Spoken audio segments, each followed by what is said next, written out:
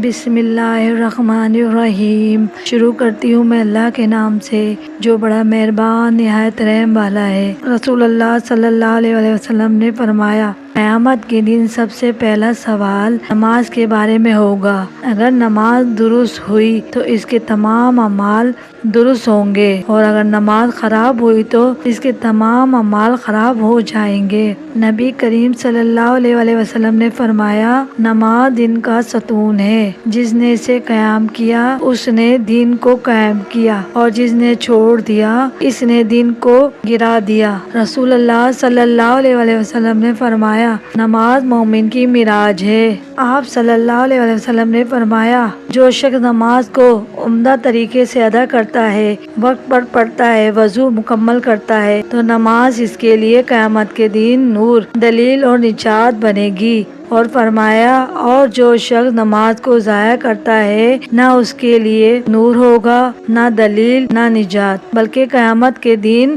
وہ قارون، فرعون، ہامون اور ابی بن خلف کے ساتھ اٹھایا جائے گا۔ نبی کریم صلی اللہ علیہ وسلم نے فرمایا، ایک وقت ایسا آئے گا کہ لوگ مسجدوں میں آئیں گے مگر ان کے دل اللہ سے خالی ہوں گے۔